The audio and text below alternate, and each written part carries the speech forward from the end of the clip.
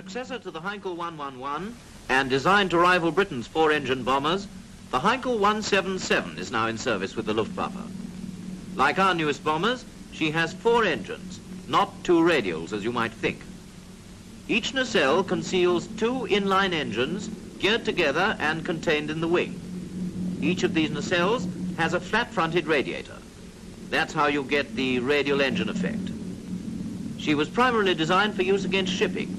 She can carry torpedoes, and she may be used as a dive bomber, in which case look out for dive brakes.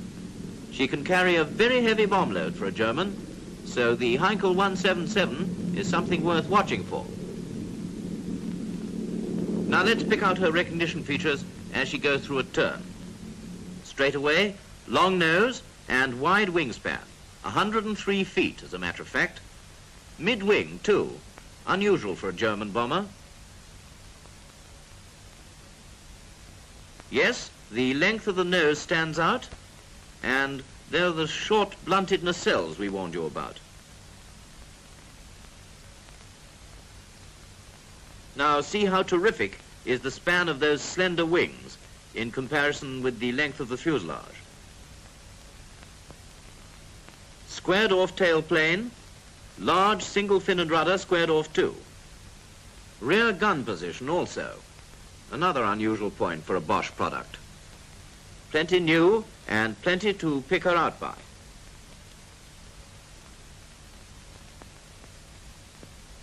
Well, after that bit of aerobatics, let's keep her still and let the artist have his fling.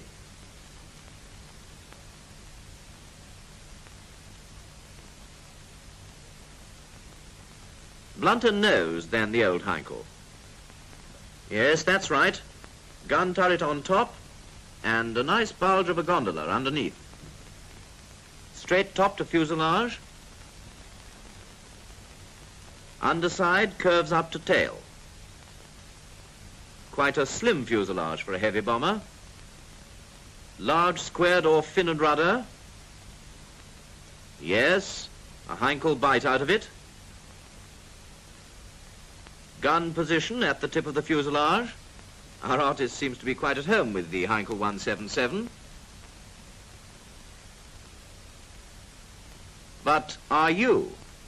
Well, let's come in close and get him to help us again. Very round nose with gun turret offset and gondola underneath. Mid-wing and yet German. One more blow for those who rely on rules. Slight dihedral from those apparently radial engines. Remember, two engines only as far as recognition goes. Tail plane out of sight, but fin and rudder very much in sight.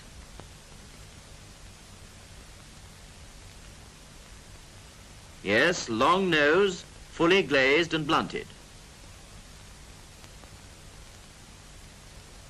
And see the effect of a straight center section on that trailing edge.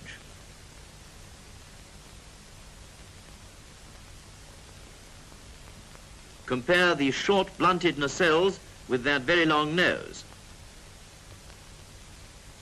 Take another look at the offset turret while we've got it nicely in view.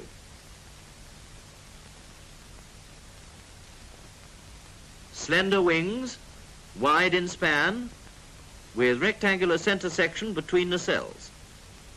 Straight taper from there to rounded tips. Squared off tail plane, with definite taper to leading edge, adds one more clue.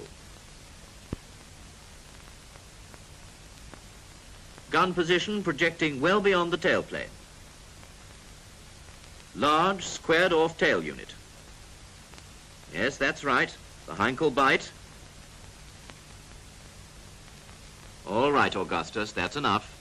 Well, now we've got rid of the artist, let's get down to realities. See how much you can remember.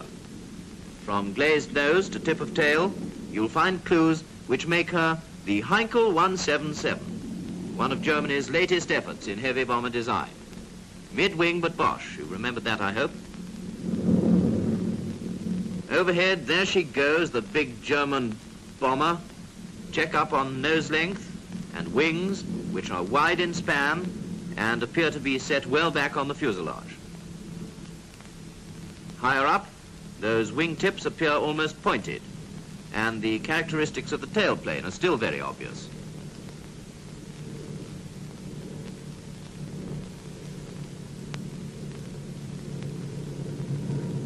Closer inspection again shows up the gun position beyond the tailplane. Something new in German bombers, the Heinkel 177.